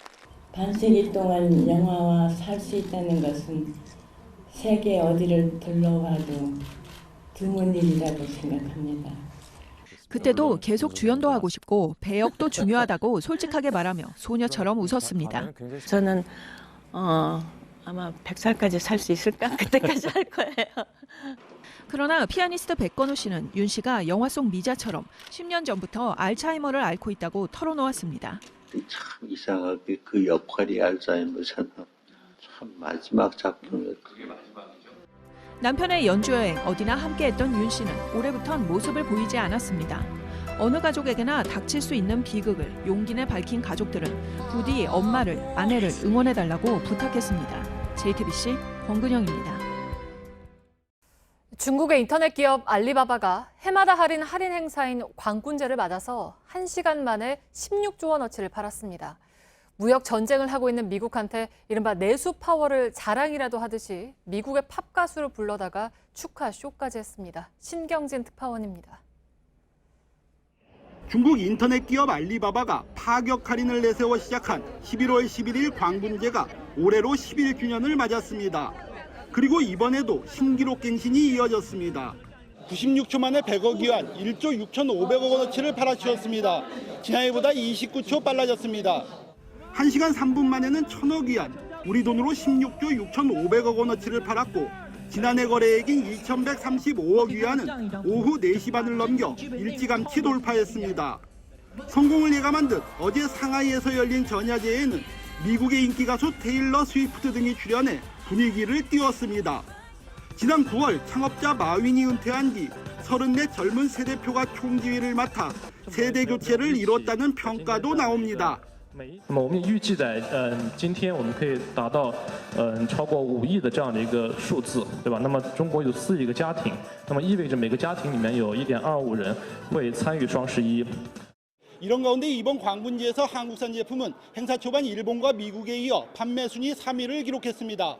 사드 보복의 여파 속에서도 선전했다는 평가가 나옵니다. 항저우에서 JTBC 신경진입니다. 황금알을 낳는 거위인 줄 알았더니 게르기였다. 불과 4년 전만 해도 대기업들이 서로 뛰어들던 시내 면세점 얘기입니다. 문 닫는 곳이 하나둘 늘어나는데 새로 하겠다는 곳은 찾기 어렵습니다. 이세누리 기자입니다. 2015년 시내 면세점 사업을 시작한 두산은 최근 특허권을 자진 반납하기로 했습니다. 비슷한 시기에 열었던 한화 면세점은 이미 문을 닫았습니다. 중국인 관광객이 도심을 뒤덮었던 4년 전, 면세점은 이른바 황금알을 낳는 거위로 불렸습니다. 업계의 거센 요구에 정부도 방침을 바꿔 면세점 늘리기에 나섰습니다. 서울에만 2015년 3곳, 이듬해 다시 4곳을 추가로 내줬습니다. 하지만 최근 분위기는 180도 달라졌습니다. 관세청이 서울 3곳 등 전국 6곳에 특허권을 주겠다며 입찰을 시작했지만 반응은 미지근합니다. 이른바 빅3 업체도 참여하지 않을 것으로 보입니다. 사드 사태 이후 중국인 관광객이 줄어든 상황에서 이미 발행된 면세점 특허만 50개가 넘기 때문입니다. 그나마 남은 시장은 중국인 보따리상, 따이궁이 장악한 상태입니다. 여행사가 따이궁을 포함한 중국인 관광객을 실어 나르면 면세업자가 그 매출액에 따라 여행사에 수수료를 주는 겁니다. 그렇게 나간 수수료만 지난해 1조 원이 넘어 면세점은 속빈 강정이 됐다는 평가입니다. 대량 구매상들이 다 회사 소속이거든요. 따이궁들을 유치하기 위해서 B2B 거래가 이루어지게 되는 거죠. 회사 대 회사로. 이제 과도한 손객 수수료 경쟁으로 인해서. JTBC 이세누리입니다. 재벌그룹 하면 총수를 중심으로 거미줄처럼 얽힌 계열사들이 연상되죠. 이걸 좀 투명하게 하자고 도입한 게 지주회사 체제입니다. 하지만 지주회사 바깥에 총수 개인 회사를 두고 있는 곳이 많아서 일감 몰아주기, 편법 지배 우려가 여전합니다. 정재호 기자입니다. 롯데와 효성은 최근 그룹을 지주회사 체제로 바꿨습니다. 복잡한 지배 구조를 개선하자는 취지에서입니다. 하지만 두 그룹의 계열사 49개는 여전히 지주사 울타리 바깥에 있습니다. 이처럼 지주사를 만들고도 체제 밖에 남긴 재벌 계열사는 모두 170곳에 달합니다. 이 중 절반 이상인 64%는 총수 일가 지분율이 높은 회사들입니다. 이런 회사가 많을수록 일감 몰아주기가 벌어질 가능성도 높아진다는 게 공정위의 판단입니다. 아무래도 체제 밖에 그 총수 일가가 계열사를 많이 갖고 있다 보면 지주회사에 있는 체제 내에 있는 그 계열사들과 그 내부 거래를 할 수 있는 요인이 좀 발생을 할 수 있습니다. 총수 2세가 지분을 가진 외부 계열사가 아예 지주회사 지분을 갖고 있는 경우도 있습니다. 일감 몰아주기로 공정위의 조사를 받은 하이트 진로의 서영 ENT와 하림의 올품이 대표적입니다. 이런 경우 바깥에서 지주사를 지배하는 편법이 생길 소지가 있다는 지적입니다. 지주사 체제를 택한 재벌그룹의 내부 거래 비중은 16%가량으로 일반 재벌그룹 10%보다 오히려 높았습니다. JTBC 정재우입니다. 막대 과자 주고받는 빼빼로데이가 오늘이었습니다. 원래 같으면 편의점, 마트, 빵집까지 들썩였겠지만 올해는 좀 달랐습니다. 불매운동 영향이 컸습니다. 성화선 기자입니다. 서울의 한 편의점, 빼빼로데이인데도 썰렁합니다. 작년에는 했어요. 올해는 안 해요. 예년 같지 않죠. 현수막이고 뭐 버는 거 없잖아요. 또 다른 편의점 앞, 막대 과자를 모아서 따로 팔고 있는 게 전부입니다. 지난해엔 빼빼로데이 행사에 판촉 사원까지 따로 불렀던 것과 대조됩니다. 막대 과자의 한 해 매출은 60에서 70%가 빼빼로데이가 있는 이맘때에 몰렸습니다. 하지만 올해는 사뭇 다릅니다. 불매운동 때문에 빼빼로데이를 챙기지 않겠다, 구매하지 않겠다라고. 빼빼로 대신에 대체할 수 있는 상품으로 선물을 대신했어요. 아니면 초콜릿 등으로 사탕 이런 걸로. 한 편의점에서는 최근 막대 과자 매출이 지난해보다 36% 줄었습니다. 대신 초콜릿과 사탕, 젤리류 판매는 80% 넘게 늘었습니다. 업계에서는 소비자들이 크게 포장된 막대 과자 대신 실용적인 제품을 찾는 경향도 있다고 합니다. JTBC 성화선입니다. 수능이 사흘 앞으로 다가왔습니다. 오늘부터 수능 문답지가 전국으로 배포됐습니다. 수험생들이 알아둬야 할 것들을 영상 보면서 다시 한번 정리를 해보시죠. 박진규 기자입니다.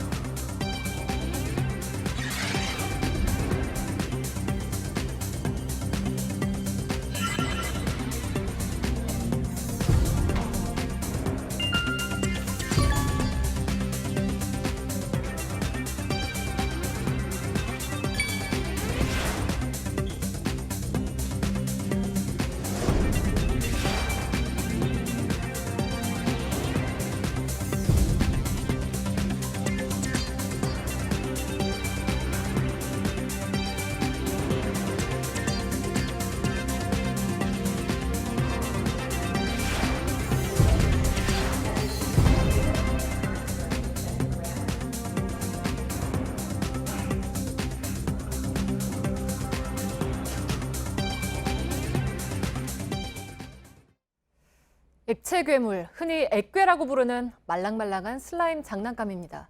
지금 집에 가지고 계시다면 당장 제품 이름 확인해 보셔야겠습니다. 올해 나온 액체 괴물 가운데 무려 100개, 그러니까 3개 중에 2개꼴로 아이들한테 해로운 성분이 나왔습니다. 정부가 리콜을 명령했습니다. 이희정 기자입니다. 말캉말캉한 감촉 때문에 어린이들이 좋아하는 장난감입니다. 액체 괴물, 슬라임이라고 부르는데 이 장난감을 가지고 놀 수 있는 전문 카페가 생길 정도로 인기입니다. 그런데 국가기술 표준원이 올해 나온 액체 괴물을 조사했더니 무려 100개에서 해로운 성분이 나왔습니다. 3개 중 2개꼴입니다. 이 중 87개 제품에서 붕소가 기준치를 초과했습니다. 눈과 피부를 자극하고 반복해서 오랫동안 접촉할 경우 생식 기능에 문제가 생길 수 있는 성분입니다. 방부제와 프탈레이드 가소제가 기준치보다 많이 나온 제품들도 있습니다. 방부제 성분은 피부에, 가소제는 간과 신장에 해롭습니다. 도너랜드, 종이나라 같은 유명 회사나 플라잉 타이거 같은 수입 제품에서도 이런 성분들이 나왔습니다. 어떤 제품에서 해로운 성분이 나왔는지 내일부터 제품안전정보센터 홈페이지 등에서 확인할 수 있습니다. 해당 제품이 있다면 구입한 곳이나 제품을 만들고 수입한 회사에서 환불받으면 됩니다. JTBC 이희정입니다.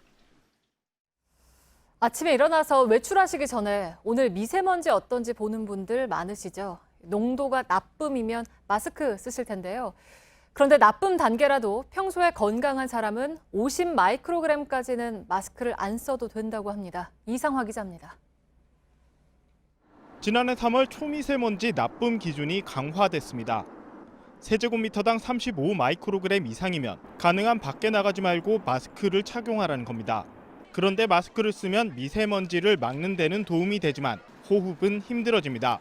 마스크가 무조건 좋은 게 아니라는 주장이 나오는 이유입니다. 정부가 미세먼지와 관련해 어느 단계에서 마스크를 써야 할지 구체적인 행동 요령을 내놨습니다. 건강한 일반인은 초미세먼지 농도 매우 나쁜 기준인 세제곱미터당 75 마이크로그램까지 평소처럼 활동을 해도 됩니다. 세제곱미터당 50 마이크로그램까지는 마스크 없이도 가능합니다. 50에서 70 마이크로그램 구간엔 마스크를 쓰고 가벼운 일상생활을 하도록 권합니다. 하지만 노인과 임산부 같은 취약계층은 다릅니다. 나쁜 기준인 세제곱미터당 36 마이크로그램부터 마스크를 쓰고 야외 활동을 피하도록 했습니다. 다만 미세먼지를 가볍게 봐야 한다는 뜻은 아닙니다. 50까지도 굉장히 나쁘지만 신체 활동을 제한하고 건강에 더 나쁠 수 있기 때문에 실내 환기도 중요한데 하루 3번 10분씩 하면 좋다고 합니다. 외출한 뒤에는 손을 씻고 세수와 양치질로 몸에 묻은 미세먼지를 없애는 것이 도움됩니다. JTBC 이상화입니다. 한때는 첼로 신동이었습니다. 지금은 어엿한 지휘자입니다. 장한나 씨가 노르웨이 오케스트라를 이끌고 5년 만에 한국에 왔습니다. 오늘 인터뷰에선 첼리스트가 현미경을 붙잡고 있는 거라면 지휘자는 망원경을 보는 거라고 말했습니다. 강나현 기자입니다.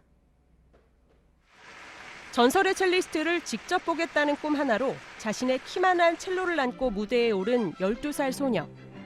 1994년 세계 3대 콩쿠르로 꼽히는 로스트로포비치에서 최연소 우승을 차지하며 세상은 그를 신동이라 불렀습니다.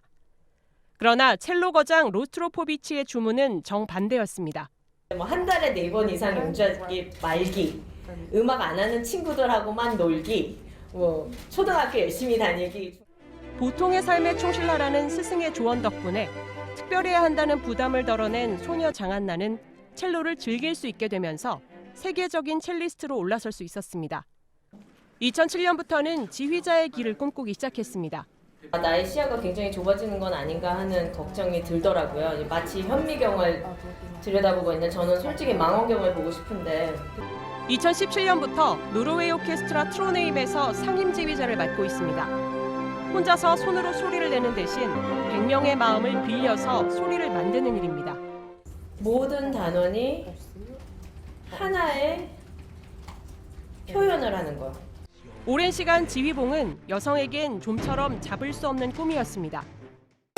Women don't become conductors. They can't lead. 첼리스트란 이름을 잠시 내려놓은 장한나는 음악의 세계를 자유로이 넘나들며 지휘자는 여성이어선 안 된다는 편견의 벽도 조금씩 허물고 있습니다. JTBC 강나현입니다. 겨울철이면 순백의 눈꽃으로 유명한 곳이죠. 전북 무주군 덕유산 정상이 하얗게 됐습니다. 오늘 새벽 해발 1614m 덕유산 향적봉에는 내리던 비가 눈으로 바뀌면서 올가을 첫눈이 2cm가량 쌓였습니다. 기상청은 향적봉보다 100m 정도 낮은 덕유봉의 오늘 아침 최저 기온이 영하 0.5도까지 내려갔다고 밝혔습니다. 컨테이너가 넘어져 있고 안에 있던 화물이 바닥에 쏟아져 내렸습니다. 어젯밤 부산 북항 신선대 부두에서 크레인 7기가 강풍에 밀려나며 모터가 고장나거나 전원 케이블이 끊겨서 하역 작업을 제때 못했습니다. 특히 일부 크레인이 밀려나면서 컨테이너와 부딪혀 안에 있던 화물까지 부서지는 피해도 났습니다. 주차된 차량을 들이받은 뒤 연락처만 두고 사고 현장을 떠난 운전자를 사고 후 미조치로 처벌해야 한다는 대법원의 판결이 나왔습니다. 대법원 3부는 도로교통법 위반 혐의로 재판에 넘겨진 이모 씨의 재판에서 사고 뒤 차량을 방치해 다른 차량들의 통행을 막은 게 유죄라고 판단했습니다. 포스터를 표절했다는 논란을 빚은 서울대 총학생회에서 학생회 간부들이 내년 선거 후보직에서 물러난 데 이어서 어제 현직 총학생회장도 사퇴했습니다. 서울대 총학생회는 지난 6월 간식을 나누어주는 행사에 포스터를 만들면서 한 온라인 사이트의 디자인을 출처 표기 없이 썼고 디자인 사용권을 구매했다고 거짓 해명을 해서 비판을 받아왔습니다.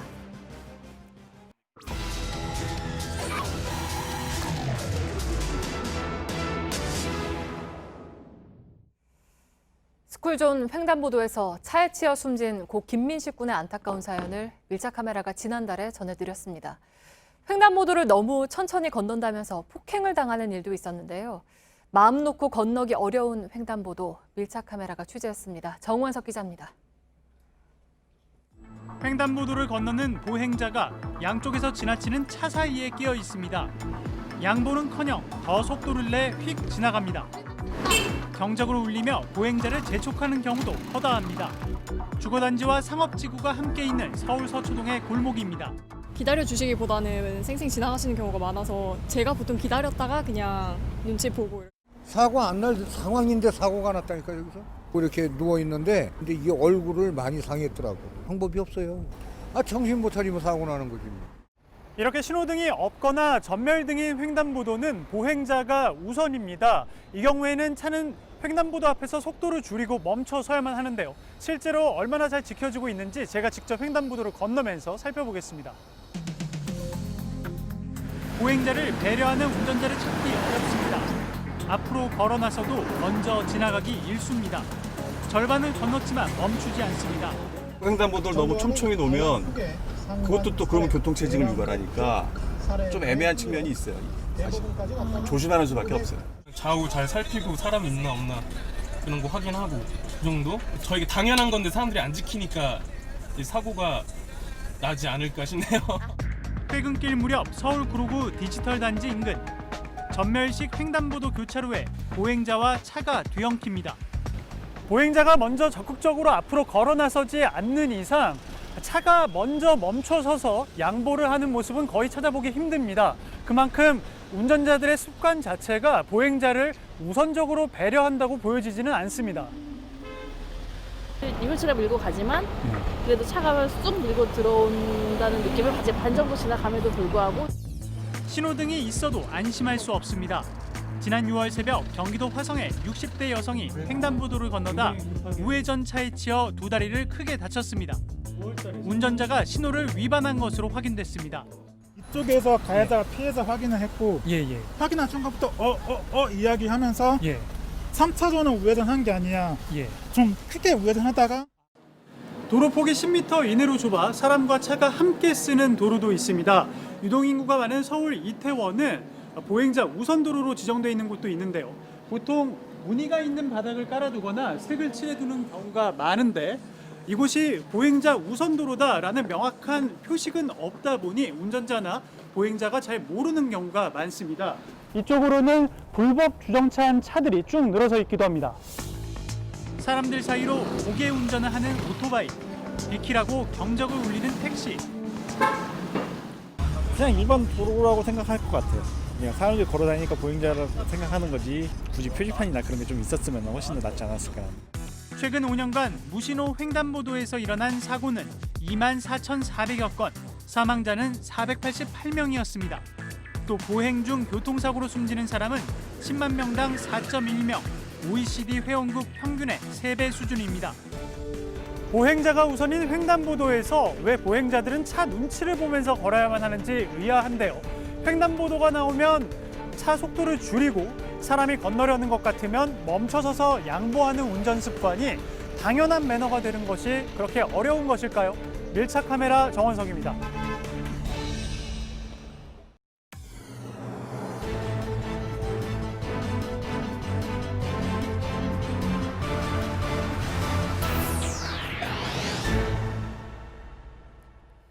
뉴스룸의 앵커 브리핑을 시작하겠습니다. 1970년의 어느 날 그는 검은색 크라운 자동차를 타고 교정으로 들어왔습니다.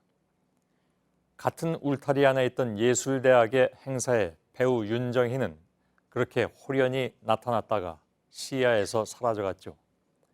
우리들 중학생들의 마음을 온통 흔들어 놓고 말입니다. 시간이 지나 꼭 40년 후에 저는 그를 인터뷰했습니다. 그래서 오직하면은 어느 날 제가 잠을 자는데요. 쿨쿨 자고 있는데 제 남편이 옆에서 좀 일어날래? 저 달 기가 막히다. 그런 적도 있거든요. 예. 가장 화려했던 시기에 대중의 곁을 훌쩍 떠나서 지극히 소박한 삶을 살아가고자 했던 배우. 그는 그 흔한 자동차 한 대 없이 파리의 작은 아파트에서 반세기를 살았다고 했습니다. 그리고 배우 윤정희를 다시 만난 것은 바로 엊그제 같은 3년 전 가을이었습니다. 고무풍선 같다. 내가 손을 뻗어서 현실이라는 땅으로 끌어내려도 다시 둥실 떠오른다. 윤 선생님에 대해서 누군가 한 말입니다. 제 남편이. 나는 좋아요. 왜냐면은 뭐 또 웃으면서 얘기하면서 그러니까. 그런데 저는 제가 고문풍선 같이 그렇게 하늘로 올라가고 싶은데 뭐 그래도 이제 이해를 해주고 또 긍정적으로 우리가 살고 있으니까.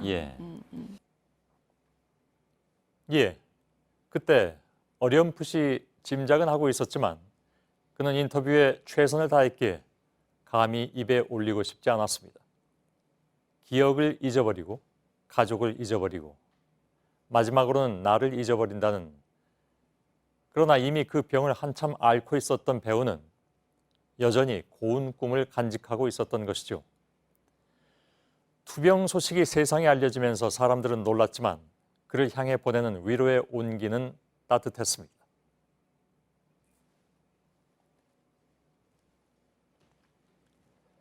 세상은 아주 오랜 시간 동안 그의 연기와 아름다운 삶으로 인해 울고 웃고 위안받았기에 이제는 돌려주고자 했던 웃음과 위로.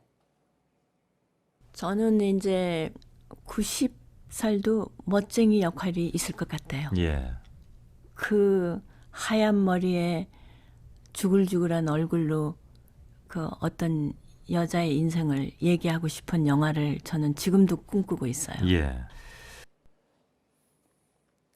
그는 꿈꾸고 있었고 어쩌면 지금도 꿈을 꾸고 있는 것인지도 모릅니다. 깊은 밤 잠을 자다 깨어나 올려다본 눈부신 달처럼 대중의 꿈과 함께 기억될 배우. 그가 우리를, 심지어는 자신을 잊어간다 해도 우리가 그를 기억할 것입니다. 오늘의 앵커 브리핑은 저의 우상이었던 배우 윤정희 님께 드립니다. 그러면요. 저는 영화를 하늘나라에 갈 때까지 저는 영화를 할 거예요. 영화는 뭐예요? 인간을 그리는 건데 인간이 젊음만 있나요? 정말 노인들 모습 그리는 것도 기가 막히잖아요. 그래서 저는 아마 100살까지 살 수 있을까? 그때까지 할 거예요.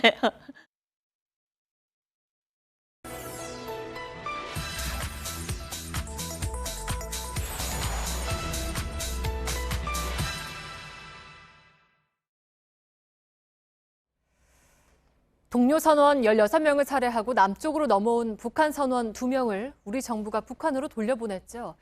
이를 두고 북한 인권단체나 야당을 중심으로 이런 식의 추방은 불법이다. 살인 범죄에 대해서는 여기에서 사법 처리하면 됐다라는 비판이 이어졌습니다.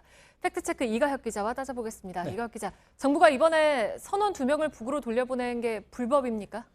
그렇지 않습니다. 북한 주민도 우리 국민이라는 것은 정부의 일관된 입장입니다. 다만 이 탈북자인지를 가릴 때는 귀순 의사가 명확한지가 관건입니다.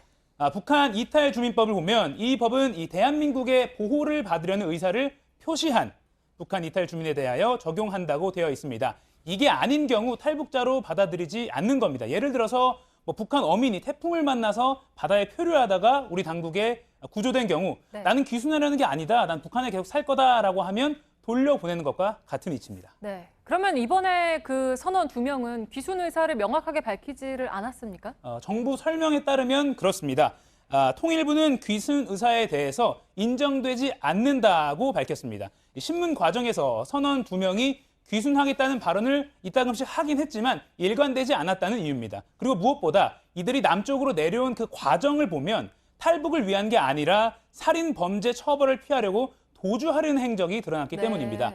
북한 내 다른 한적한 마을에 정착하기 위한 그 자금을 마련하려고 김책항에 갔다거나 또는 우리 해군 검문에 불응해서 다시 도주하는 등의 행적이 대표적입니다.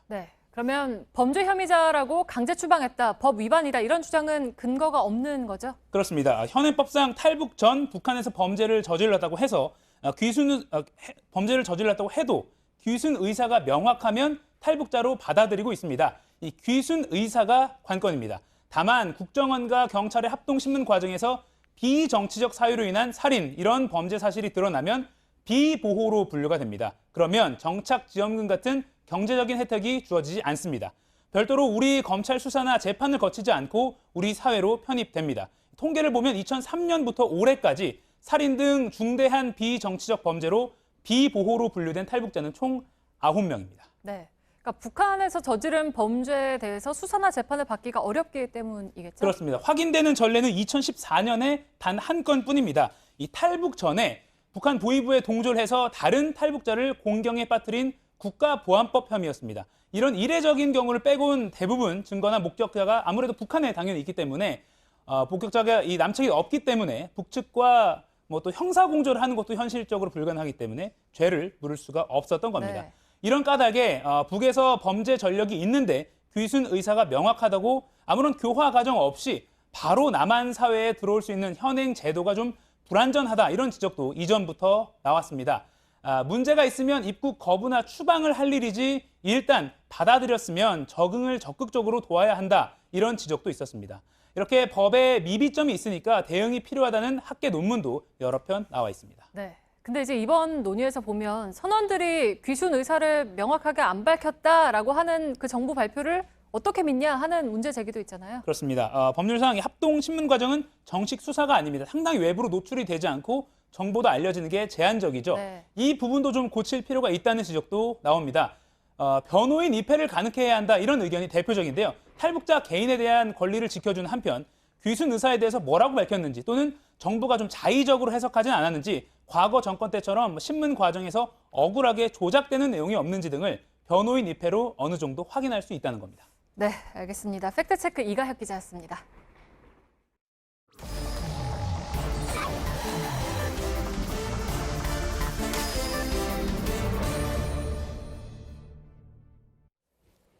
예, 비하인드 뉴스 시작하겠습니다. 박성태 기자가 나와 있습니다. 어서 오세요. 네. 예, 시작하죠. 네, 첫 키워드는 고성의 재구성으로 잡았습니다. 고성이 요즘 많아가지고 어떤 고성을 얘기합니까? 예, 지금 나온 고성은 높은 소리, 즉 서로 고성을 오갔다. 아니, 이럴 그게 때 많다고요, 쓰는 요즘. 고성입니다. 예, 누구의 청와대에서 어제 야당 대표 간의 고성이 대통령 면전에서 있었습니다. 예. 그 내용인데요. 어제 청와대 관저에서 여야 5당 대표가 만찬회동을 3시간 가까이 했는데 2시간 정도 지나고 얘기하다가 황교안 한국당 대표와 바른미래당 손학규 대표가 서로 고성이 오갔습니다. 제가 참석자들의 증언을 종합해서 그 고성을 재구성해 보면 일단 존칭은 약간 생략하겠습니다. 먼저 보수통합 얘기가 나오다가 손학규 바른미래당 대표가 왜 우리 의원들 빼가냐, 정치 그렇게 하면 안 돼 하면서 약간 언성이 올라가자 황교안 대표가 그렇게라니요 하면서 고성으로 반박을 했습니다. 저게 근데 저런 자리에서 할 만한 얘기인가도 좀 싶고. 그렇습니다. 예. 물론 뭐 굳이 대통령 앞에서 저 얘기를 해야 되나 싶은 얘기입니다. 예. 현재 유승민 의원 등은 바른미래당 소속인데 변혁이라고 꾸리고 새로 신당을 만들어서 한국당과의 통합을 논의하려고 하고 있는데 손학규 대표가 이게 기분 나쁘다라고 공개적으로 얘기한 겁니다. 예. 근데 뭐 소리를 크게 질렀나요? 제가 참석자들에게 물어봤는데 힘을 좀 실어서 소리가 아주 높다기보다도 언성이 올라갔다 정도가 좀 맞다고 합니다. 그러니까 서로 평상심으로 한 얘기는 아니다, 뭐 이런 얘기인가요? 그렇습니다. 기분 나쁜 게 충분히 실려서 말이 오갔다라고 보는 게 제대로 된 해석일 것 같습니다. 정동영 민주평화당 대표가 언성이 올라갔다고 했는데 고성은 그 뒤에 또 있었습니다. 선거법 개정안 관련 언급이 나오자 한국당을 제외한 4당 대표가 한국당은 왜 협상에 응하지 않냐라고 따지자 황교안 대표가 우리도 선거법 개정안을 냈다라고 말하자 역시 손학규 바른미래당 대표가 그것도 법안이냐라면서 좀 목소리가 올라가자 다시 황교안 대표가 그것도라니요 라고 하면서 반박을 했습니다. 서로 고성이 오가자 문재인 대통령이 지금 중간에 있는데 양손을 들어서 두 사람을 말렸고요. 나중에 민주평화당의 정동영 대표가 두 사람이 경기고 선후배인데 선후배끼리 왜 그러십니까? 라고 역시 같이 말리기도 했다고 합니다. 손학규 대표가 황교안 대표의 경기고 11년 선배인데 사실 어제 오갔던 고성에 대해서 오늘 두 사람이 각자 입장을 기자들이 좀 물었습니다. 어떻게 평가하냐 그랬더니 선배와 후배의 평가가 약간 달랐습니다. 직접 들어보겠습니다. 예. 황 대표한테 내가 정치 선배로 또 인생 선배로 한마디 하겠다. 한마디로 꾸짖은 겁니다. 뭐 그 얘기는 자세하게 말씀 안 드리는 게 좋겠습니다. 예, 선배는 꾸짖었다고 하고 후배는 말을 아꼈는데요. 오늘 박지원 대한신당 의원은 청와대 만찬이 무슨 동창회냐, 거기서 왜 손후배를 따지냐라고 좀 구체적으로 하면 손 대표를 비판하기도 했습니다. 예. 참. 두 번째는요? 예, 두 번째 키워드는 살짝 조금 더 좋게로 잡았습니다. 예, 뭐를 얘기하는 겁니까? 김재원 의원의 발언인데요. 김재원 자유한국당 의원이 지난 주말 대구에서 당원들을 모아놓은 자리에서 사실 입으로 전하기도 좀 부담스러운 막말을 해서 논란이 됐습니다. 오늘 이 발언에 대해서 김 의원이 라디오에서 그 전후 과정을 얘기했는데요. 이 표현을 한 취지에 대해서 얘기했습니다. 일단 이 표현은 본인이 대구에서 택시를 탔는데 택시기사의 말을 전했다고 하는데 굳이 그 말을 공개된 자리에서 많은 당원들 앞에서 얘기한 이유에 대해서 얘기했습니다. 직접 들어보겠습니다. 당원 교육이니까 당원 교육 과정에서 그 좀 분위기를 조금 더 좋게 만드는 그 과정이죠. 예. 뭐 꼭 저런 표현이 아니라도 분위기 좋게 만들 수 있는 방법은 또 있었을 텐데. 그렇습니다. 아무리 당원들을 대상으로 한 것이라지만 공개된 자리에서 상대당 대표에게 한 저런 표현을 한 건 금도에 어긋났다라는 지적이 많이 있었고요. 오늘 김재원 의원이 예결위원장이고 예결 소위도 맡고 있습니다. 오늘 예결 소위가 있었는데 김재원 의원에게 여당 의원들은 사과하라. 김재원 의원은 농담으로 한 말이다. 사과는 하지 않았습니다. 그러면서 예결위는 10분 만에 정회가 됐습니다. 사실 김 의원은 그 대구 당원 결의대회에서 전두환 씨를 자랑스러워해야 한다라고 말하기도 해 역시 논란이 됐는데요. 이 발언도 잠깐 들어보겠습니다. 뭐 요즘 골프를 잘 쳐서 좀 말썽을 빚고 계시지만 전두환 대통령이 대구 온거 나오셨고 수군이 보순이 그 겁내지 맙시다. 자랑스러워야죠. 예. 그러니까 지역 인사니까 자랑스러워해야 한다라는데 역사에서 전두환 씨가 끼친 것을 생각하면 어떻게 자랑스러워할 수 있을지 의문입니다. 일단 김재원 의원에 따르면 매주 골프를 잘 쳤던 전두환 씨는 오늘 재판에 나오지 않았습니다. 세 번째 키워드는요? 세 번째 키워드는 국회의장의 역할로 잡았습니다. 오늘 문희상 의장 얘기하는 겁니까? 아닙니다.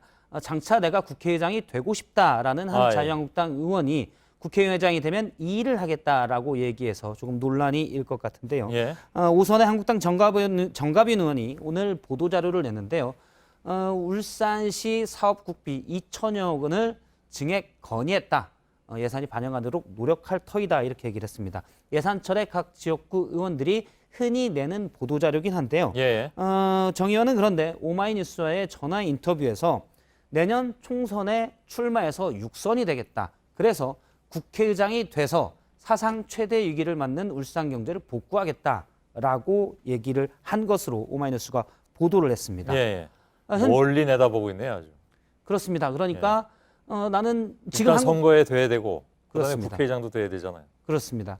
현재 한국당에서는 3선 이상의 영남 의원들은 용퇴하거나 험지 출마를 해라라는 의견이 많은데 본인은 국회 육선이 일단 되고 그러면 다선이니까 국회의장 가능성이 높아지니까 울산 경제를 위해서 그걸 해야 되기 때문에 용퇴할 수 없음을 시사한 것으로 보입니다. 그런데 국회의장이면 사실 우리나라 국회, 의회를 대표하는 자리인데 과연 울산 경제를 위해서 의회를 대표하는 게 맞느냐라는 지적이 있습니다. 알겠습니다. 여기까지 듣죠. 박성태 기자였습니다. 수고했습니다. 네, 내일은 전국이 맑다가 낮부터 가끔 구름이 끼겠습니다. 전국의 아침 최저 기온은 0도에서 10도로 오늘보다 조금 낮겠고 일교차가 10도 이상 크게 벌어지겠습니다. 미세먼지 농도는 보통 수준이겠지만 아침엔 내륙을 중심으로 짙은 안개가 끼는 곳이 많을 거란 예보입니다.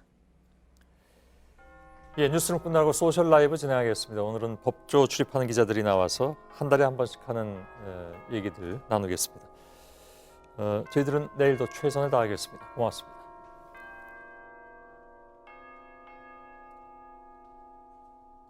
Yeah.